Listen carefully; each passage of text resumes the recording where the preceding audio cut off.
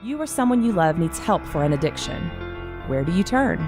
Foundations Recovery Network offers individualized treatment for the whole person. Our goal goes beyond short-term sobriety.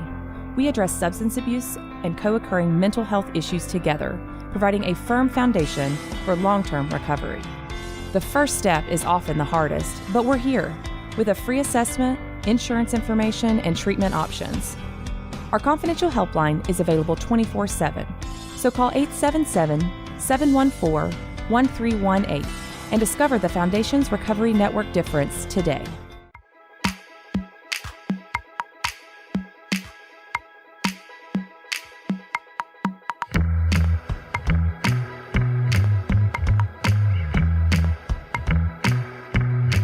What up, Sober Guy family? Thank you for tuning in today, and thanks to Humans for bringing us in. And as always, thank you for supporting the show. This is Seth Manter, and you are listening to the Tuesday episode of Sober Guy Radio. On today's episode, I am super honored to have Killian No. Killian is the author of Descent into Love, How Recovery Cafe Came to Be, and Finding Our Way Home, Addictions and Divine Love. Killian is also the co-founder of Samaritan Inns and founder of Recovery Cafe. For over 3 decades, Killian has been helping those suffering from trauma, depression, mental illness, homelessness, and substance addiction. But before we get to Killian, be sure to check us out at www.thatsoberguy.com. There's a tons of resources there.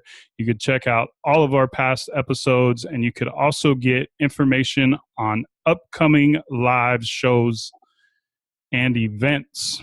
If you so wish, you could hit me up on Instagram at SoberGuySeth, or you could email me at seth@thatsoberguy.com. Also on Friday, September 7th at 7 p.m., we're going to be hosting our very first live podcast event at the Phoenix Theater in Petaluma, California. We'll be joined by special guest TJ Woodward, author of the best-selling book, Conscious Being. He is also the creator and author of Conscious Recovery. Super pumped to have TJ on board with us. We're going to be talking life, some sobriety, some recovery, some mindfulness. We would love to have you come out and join us. For ticket information, you could go to thephoenixtheater.com, or you could also log on to thatsoberguy.com too. Tickets for this event will sell out for sure. What's up, Killian? How you doing today? Thank you so much for having me. What an honor to be with you. Yeah, this is a good time. It's been in the works for a little bit to get you on the show. I was thinking about my excitement levels were increasing as the time clock was getting closer to 4 o'clock. And I, get to leave the 9 to 5 and do the job that, I really love. It's always an honor to be a voice of sobriety. And, if it's just one thing that I say or half of a thing that I say or that you share, Killian, helps one person out there that's suffering, I think we've done our job for the day. Before we get into kind of your story and the development of Samaritan Inns and Recovery Cafe, I would like to answer one of our listener emails. So this comes from Brandon, and Brandon writes, I just found you by chance this week, and it's the voice I needed to hear at the right time. I'm going back and listening to the backlog to answer some questions I've had myself for so long. Alcoholism runs deep in my family, having taken out both my dad's parents when he was just a teen and all of my mom's brothers in their 40s. I am realizing I was totally alcoholic from about 17 to 30-ish. I thought I was just doing what all my friends were doing, and it was simply part of being a dumb kid. After I had kids, I started to realize that I was drinking because I was insecure and anxious, and drinking finally made me feel cool. Fast forward to my late 30s, too hungover to play with my kids. One day, I knew I had to deal with some shit. So for the first time in 20 years, I went cold turkey for 8 months. I felt like a superhero. Suddenly, I figured I had it all figured out, and a few months later, I was back to a drink or two every day after work. Then the occasional banger on the rare kid free weekend.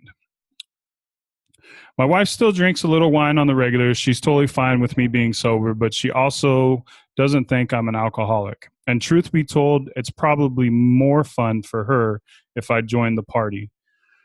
But I think it's time to stop.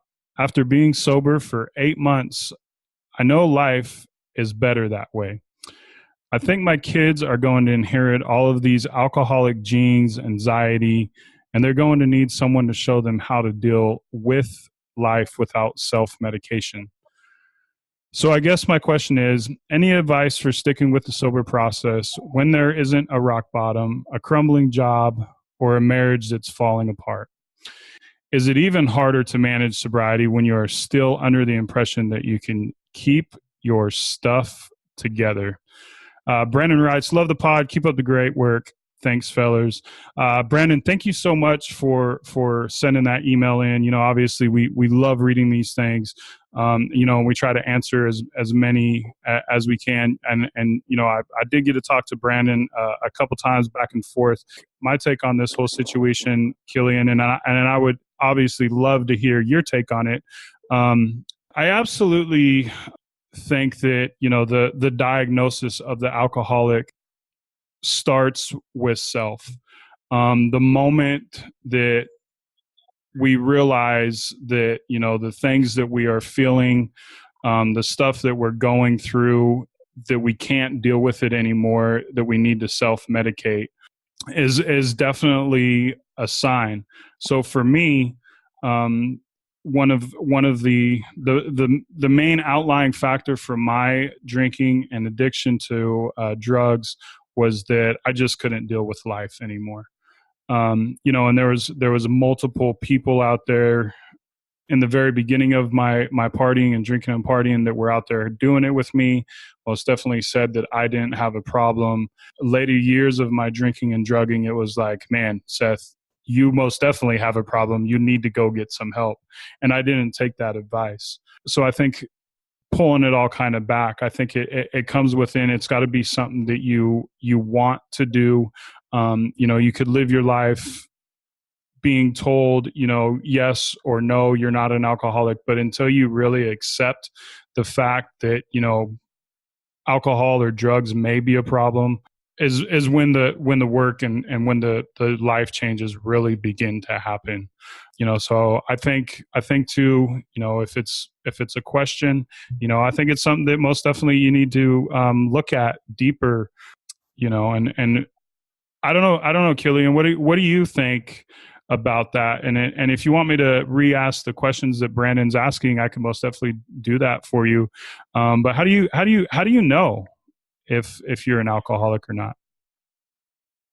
Well, first of all, your email alone is going to touch a lot of people because you expressed something that so many of us have experienced. So thank you for that. I tend to think of addiction in a very broad sense. I tend to think that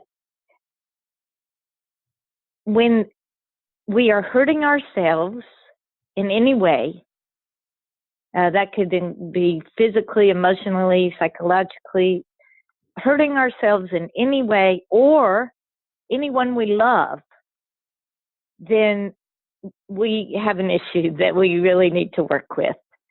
And it may not, in this, and when I say broad, I'm talking about when we have any kind of dependency that is hurting ourselves or others, and that could be work, a dependency on our work, a dependency on approval from others, an unhealthy dependency on security, even an unhealthy dependency on really any kind of sensation that we use to relieve our pain or to face hard things.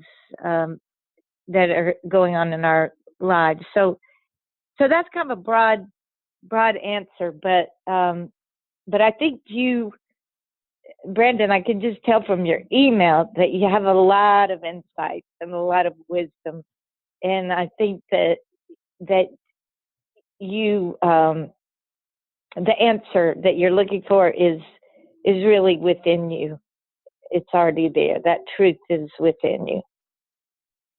Yeah, and Killian, I absolutely love the way that you answer that too, right? Because it doesn't just have to be drugs or alcohol that we use to advert the things that life throws at us, right? So a lot of, a lot of people, they do use drugs and alcohol. A lot of people eat, or use food to escape, to comfort. A lot of people, become, workaholics to kind of escape the normalcy of life and, kind of fulfill their life with something that they're good at rather than to take on the real stresses of life. So I absolutely love that you touched that, it's not just the alcoholic problem that we suffer. It's the self-medication to get outside of self. So thank you so much for bringing that up. Yeah, you're so welcome. Again, Brandon, thank you for the email. Listeners out there, if you guys feel the need to shoot us an email, please do that. We absolutely love reading them. So Killian, I want to get into your story a little bit. So first off, tell me what the inspiration behind Samaritan Inns was, and then leading into the finding or becoming the founder of Recovery Cafe. Well, I was living in the Middle East, working as a volunteer.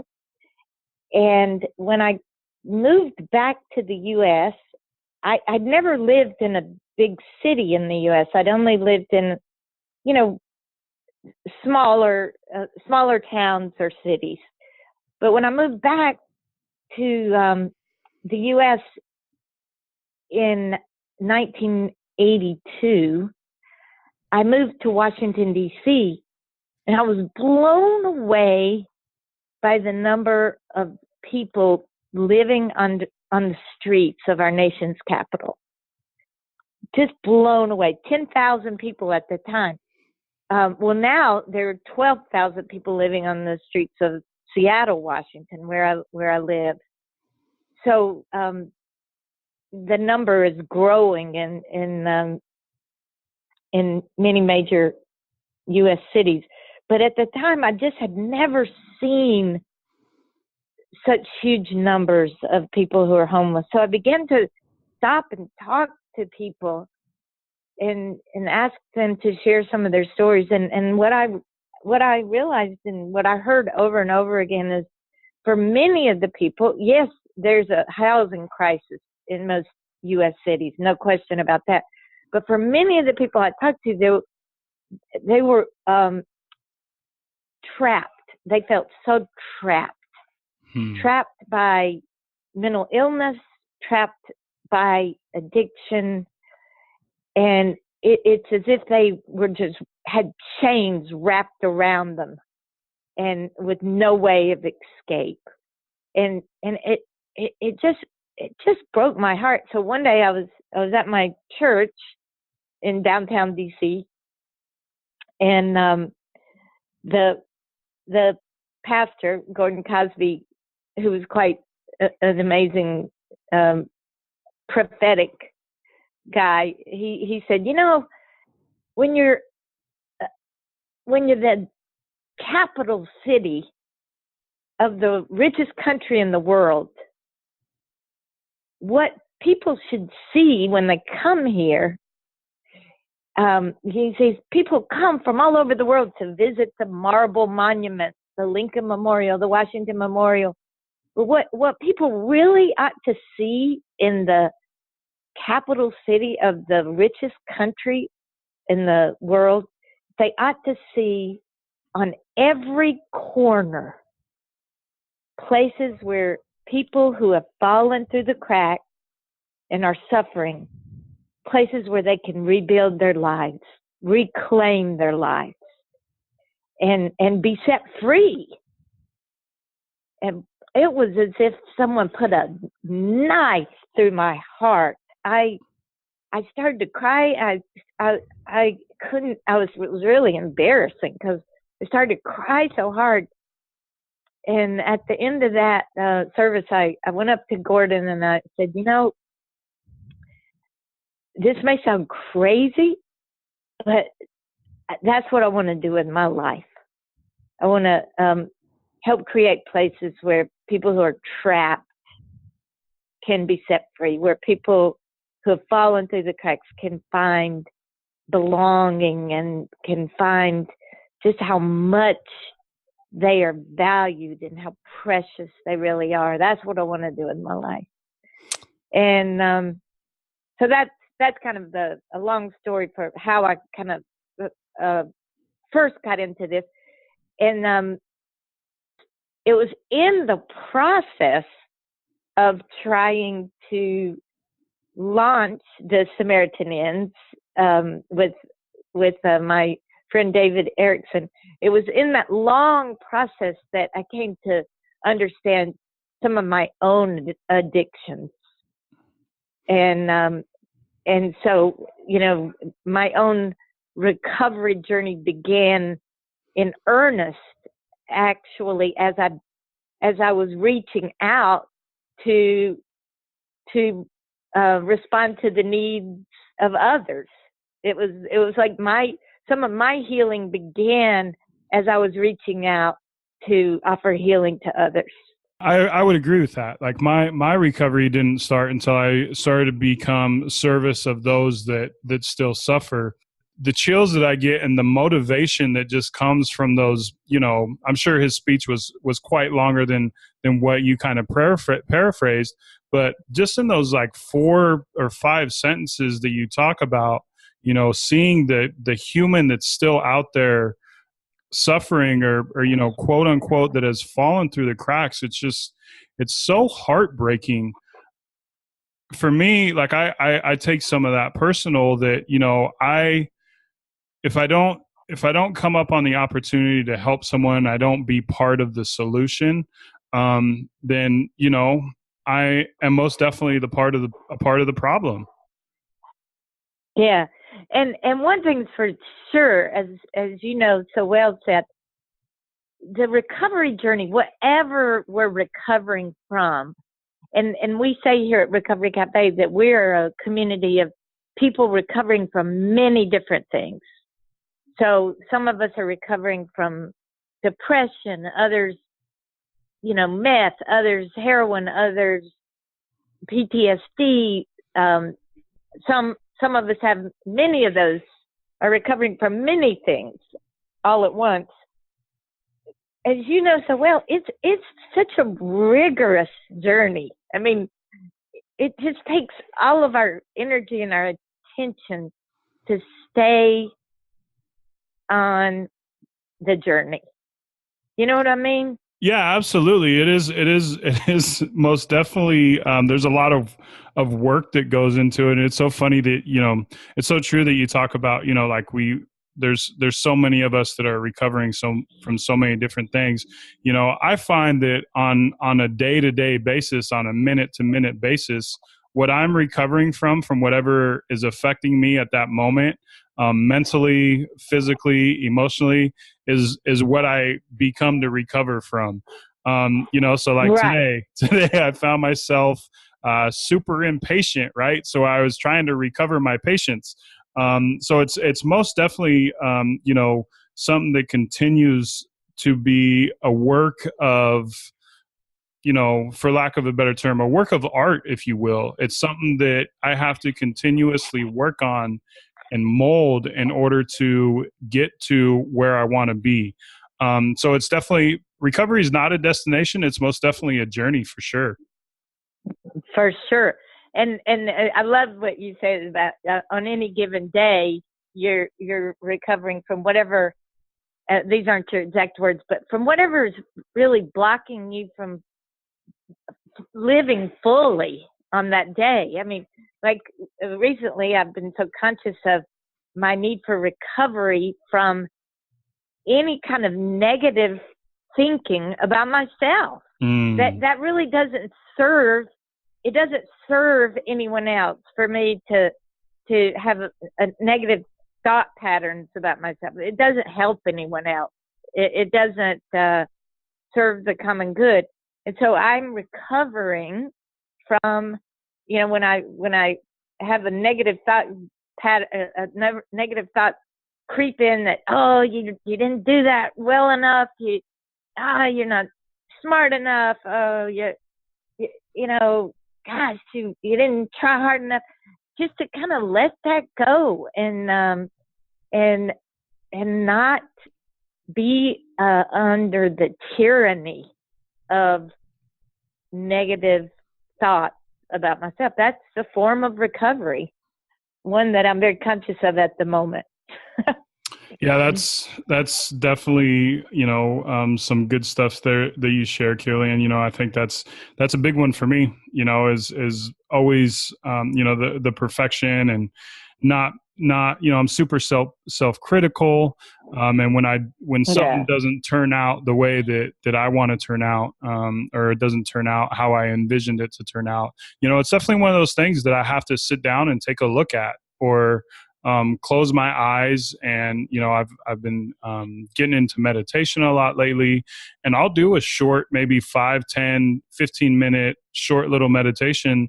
I do it at my desk a lot, when I'm finding, when I'm finding that I'm slipping into these cracks, it's so crazy that, but it just goes back to show that, I truly believe that I will never be recovered. I will always be in recovery, for sure. Absolutely. Absolutely. And I love the fact that you said when you're slipping into one of these cracks, because there are a million cracks that we could slip into. And so not to be too dire, I think that I love the fact that you said you could be sitting at your desk and take a moment of meditation, or what I like to, or prayer even, or prayer. What I like to think of it as take a moment to return to that place that is deeper than whatever this thing is that's trying to rob me of my joy. Yeah. And whatever this thing is that's trying to keep me from living a life that I'm excited about living, living a full, joyful life. So it's just at any second of any day when we find ourselves slipping into any of those cracks, we can, wherever we are, we can just simply return to that place of what I call that place of divine love in us, where we are exactly who we need to be. Yeah, at that given moment. Yeah, at that given moment, we're who we need to be, and we're okay in that, just as we are in that moment, in that deeper place, in our truest self. We are who we were created to be, in that deeper, truest self. So a return to that deeper truth, that place of the divine in us, where we are, we're okay. Yeah. We're more than okay, actually. Yeah, we're more than okay. That's so true. That's so true. It's so true. So kind of just get, and not that there's any sort of agenda here or anything, but just kind of getting back to, because that is like super good stuff right there, Killian, and I appreciate that. Okay. But getting back to, finding Recovery Cafe. So you saw the need, an immediate need, a desperate need by, our fellow humankind, You kind of felt their pain, and so you had this vision for Recovery Cafe. So what led up to you kind of putting that into place? What did that look like? Well, I shared a little bit about the journey of starting Samaritan Inns in Washington, D.C. And then my husband wanted to take a job in Seattle. And that was really hard for me because I just loved the community that had emerged in Washington, D.C., the Samaritan Inns community. But after, lots of struggle, we agreed that we would move to Seattle. And so when I got here, I just started talking to other nonprofits that were already in existence and asking them, what do you see as the biggest need here in this city, which is a very different city than Washington, D.C. And what I kept hearing over and over again is, we've got a great program for, we've got great housing providers here, low-income housing providers. We've got great programs for teens. We've got great programs for early childhood education. But one thing that sort of a need that runs through all of these different services is the need for long-term recovery support. Because if people don't have the support they need to stay on the recovery journey, then all these other things that they're working on come unraveled. Like the housing, or so we began to imagine, what would it look like to have a place of community and belonging and a place of joy where people, for people that would support people on the recovery journey for the long haul, for as long as they need that support. We have one gentleman here who's been here for 15 years, and he keeps coming back every single day because community is what he needs. I happen to think community is really what we all need. So most definitely you have created the community of Recovery Cafe, and I came across one of the speeches that you gave in 2017 at Standing in the Gap.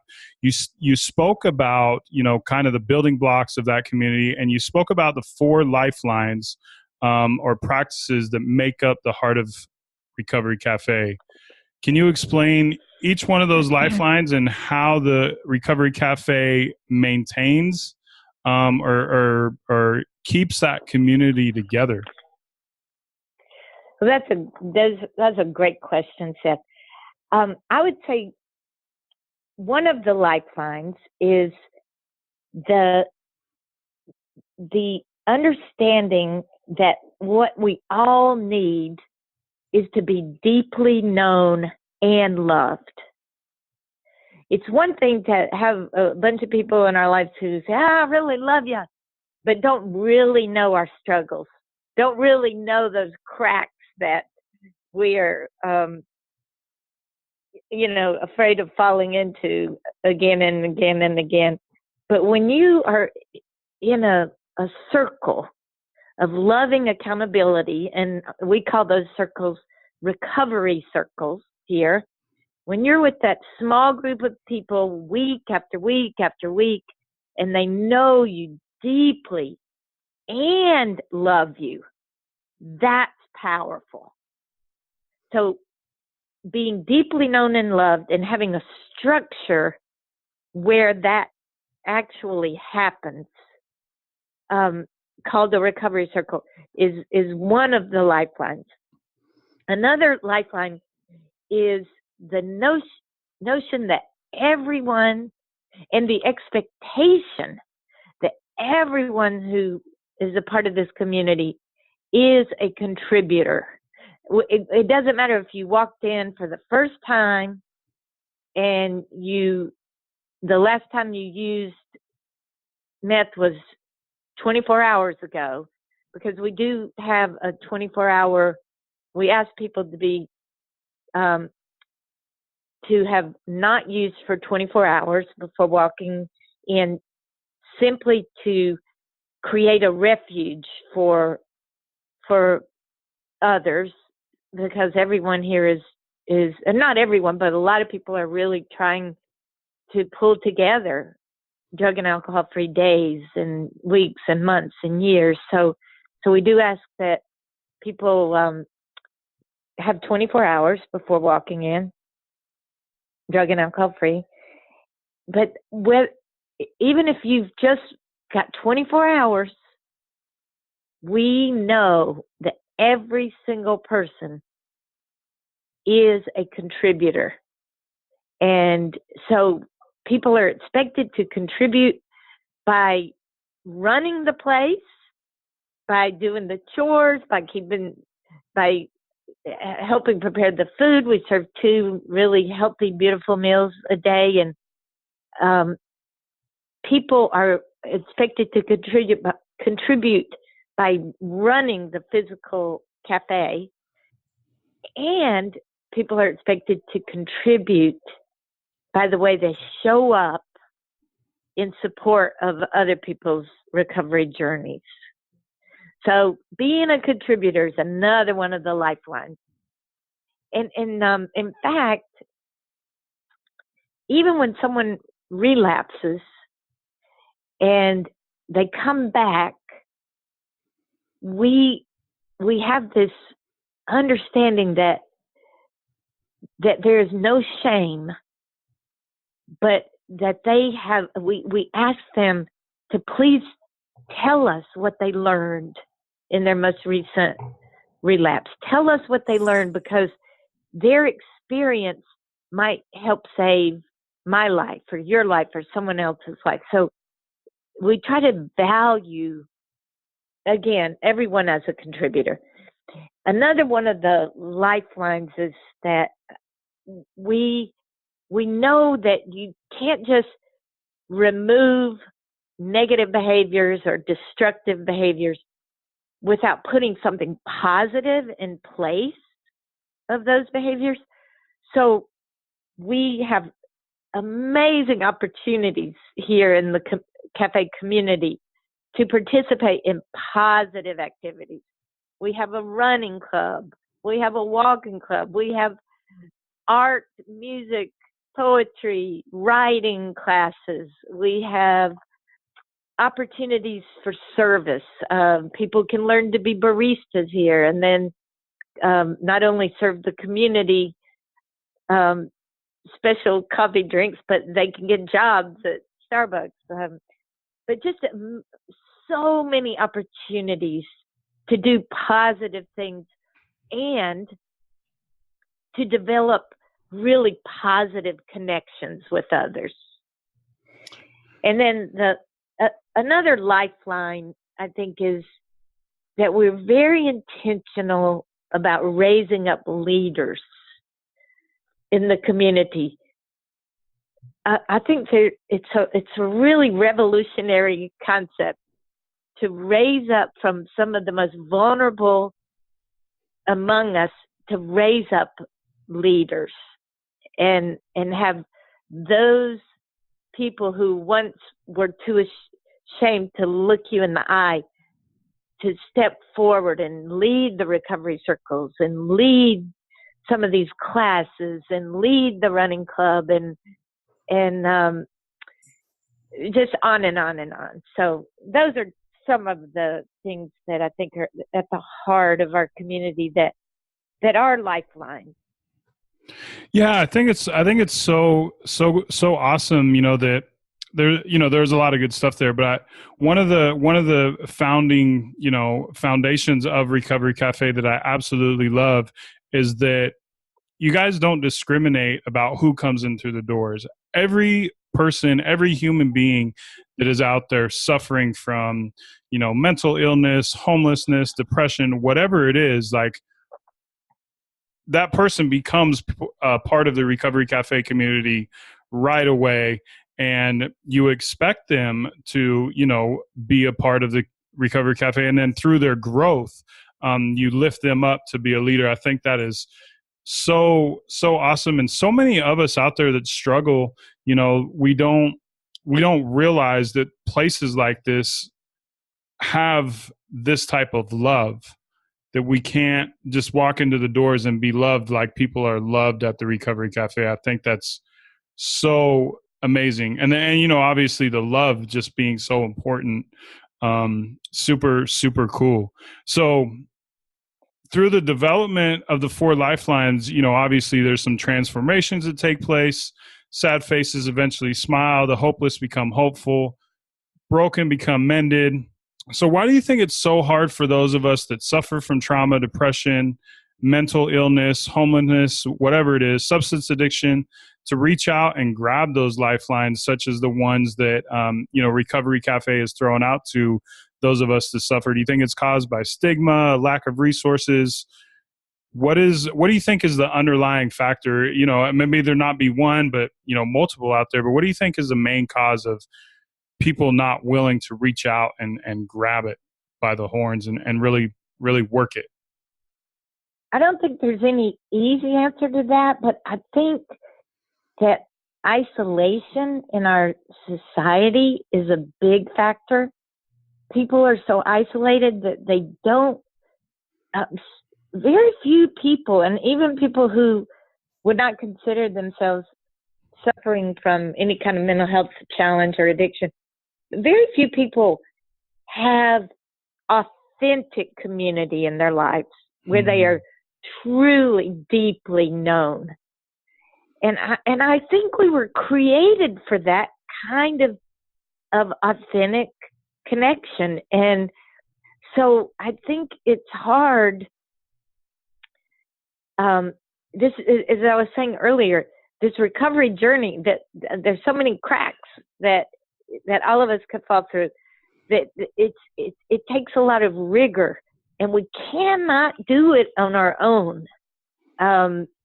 I don't care if you're recovering from negative mental thoughts, or recovering from a need for approval. I don't care what it is. You can't do it on your own. And so I think that's what makes the journey so hard. People don't have communities like this where they feel unconditionally loved and accepted just as they are. And we all know that the paradox is that we don't really change when someone is just judging us and saying, change, change.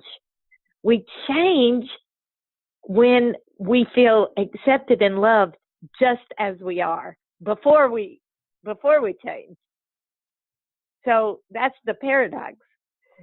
We all need that unconditional love, that community, not just from one person or one good friend or our mother, but we need it from a community of people. And we need to know that what we bring to that community matters, that we are participating in creating that place of unconditional love and belonging. And I think that's what's missing in everywhere from small towns to huge cities.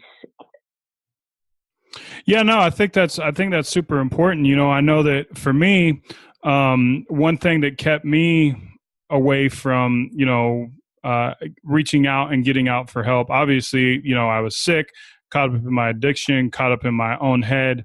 But I felt like I was so alone. I felt like I was so isolated. And it wasn't until eventually I went to a inpatient treatment center, Azure Acres in Sebastopol, California. It wasn't until I was there for, I want to say probably a week, maybe week and a half, that I finally realized was like, oh my God, there are people out there just like me that suffer from the same exact emotions that I am feeling, the emotions that I drowned, the emotions that I don't want to feel. And I think Killian, I agree with you 100%. I'm so grateful that you bring that to light. Until we associate our feelings or until we see ourselves in someone else, knowing that we are not alone, knowing that we are not the only person that suffers from what we are suffering from and what's holding us back from our true natural self, we won't be able to make change. And I saw that, most definitely in my healing and in my recovery. And, even today, even to carry that on, like, I find that when I'm having those ill emotions or the ill feelings or really disconnected, is the time that I disconnect from the community, is the time that I disconnect from my practice. And it's the time that I realize that I do need that community. So I'm so happy that you say that. It's the lack of feeling needed or the lack of feeling, like that we aren't the only ones. It's so funny. Me and my wife, we always joke about this. Like, we're totally open about, our emotions and what we're going through. And we have this phrase that we say to one another. And it's like, okay, so you're depressed right now. You're not the only one. Like, you're not the only one that's ever felt this way before. So you need to talk about it. You're not special, right? And we say that you're not special because, it being that we are not the first one to feel depressed or angry or anxiety or, it's so funny. I think that, the community, especially what you guys have created, what you and the team at Recovery Cafe and even the community at Recovery Cafe, what you guys have created, it's so important, to remind us as individuals that, we are not special. We are not the only ones that have ever, felt this way. I think that's, I love that you say that. And I love the, the sense of community that has been created. So I guess, one thing that I do want to talk about, and we get a lot of emails about is, like relapse or going back to our old ways. So after one of them, a human is pulled from the wreckage or rapids of life, caused by trauma, depression, mental illness, whatever it is, how does one retain that connection to solid ground? Or what do you see as the best way to get out, and kind of maintain the connection to the community, to the path of self-growth and recovery of self after a relapse? Yeah. Well, I'll tell you a story. One time, one of our members got some really bad news, and so he went out and got loaded, and 24 hours later, he was back on the steps of at our front door to the cafe that morning. And I said, wow, first of all, so glad you're back. And it's so amazing that you came back so soon from a relapse. How did you do that? So, and I'll never forget what he said. He said, I said, how did you, he said, I said, in other relapses, it's taken you out for like, years at a time. And I said, how is it that you came back so quickly? And he said, it's the first time in my life that I knew it mattered to someone else that I come back. So it speaks to that community thing. It doesn't mean that relapse doesn't happen, but it speaks to being a part of a people who you know really care about you and who want you to come back and who need you to come back. And as I mentioned earlier, we try really hard here to not only welcome people when they walk in the door after a relapse, but welcome them with open arms and express just genuine joy over their return. But we also try to sit down and say, tell us what you learned. Tell us, because we need to learn from your experience. So it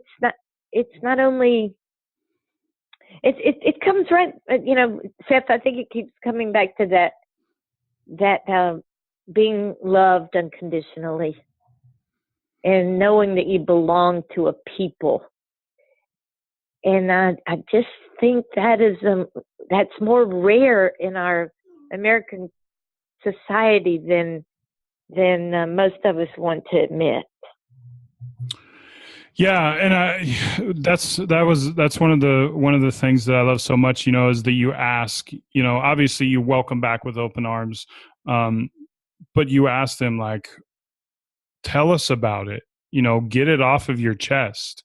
You don't, there's not that, you screwed up this time. You're never gonna get back. You welcome them with open arms. You ask them, what took you out, what happened, because it most definitely is, a learning process. It's a learning process. For sure. Like I said at the beginning, of the show, it's a journey. It's most definitely, it's not a destination. Recovery is a journey for sure. When someone does come back from relapse, I mean, I'm sure that you see that there's probably a bit of shame and guilt. And this can make it difficult for the stranded to reach back out, a second, third, 13th time. What does the Community at Recovery Cafe offer to ease this? I know that it's love. You welcome back with open arms. Well, I think a lot of what happens takes place in that small, intimate group called the Recovery Circle. There's I've seen in my recovery circle, seen people welcomed back and given the opportunity to process what happened and given the opportunity to share and reflect with people who are just so delighted that they're back. So I don't know that I have anything too much to add, except just how rare that is to be welcomed back with open arms and to have your experience valued, even the experience of a relapse, to have that valued among people who really, really know you and really, really care. Does that mean that there's some magic that prevents anyone here from feeling shame or disappointment in themselves? No, I wish we did. But I do think there is something about that small group where you are so deeply known that at least it's at least an antidote to being stuck in self-punishment and shame and not able to move on after a relapse. I do think there is something to that small, intimate group, the power of that group. Yeah, and it just goes back to show, that the Community at Recovery Cafe, it's one that's focused on love and community, and it doesn't matter. It doesn't matter if you've been in recovery for 10, 15 years and then you go out and you relapse. you're still welcome back the next day, whether or not you relapsed. It sounds like the same level of love never changes. It's across the board, always at a high level. That's so awesome that is, the community that has been kind of built around the Recovery Cafe. So we're going to wrap this thing up, Killian.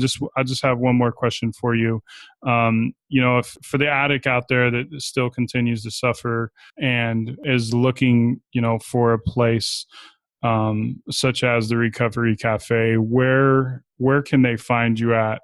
How do they reach out? And then also, give us a couple words of advice that you would give to the addict or alcoholic or the person that suffers from trauma or depression or homelessness.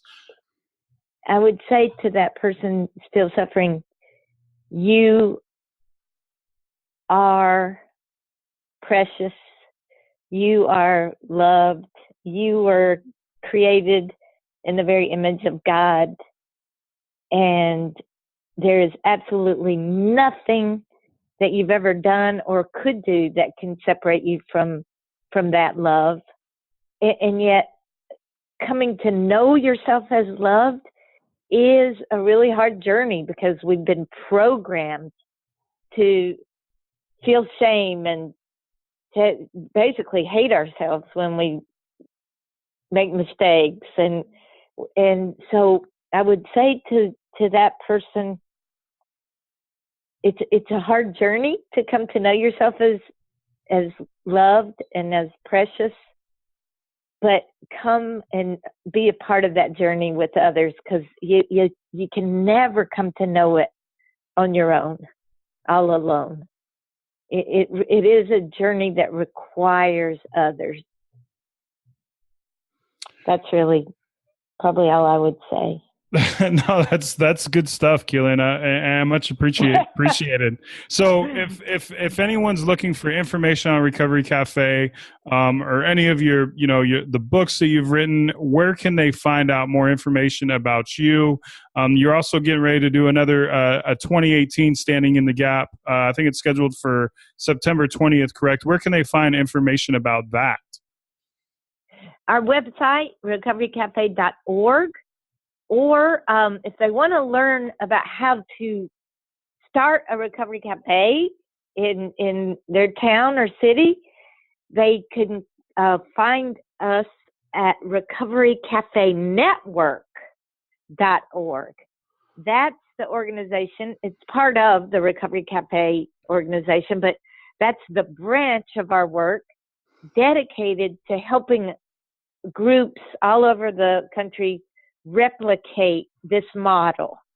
So the one address you need to remember is recoverycafe.org, and that will really take you to anything else that you want to find.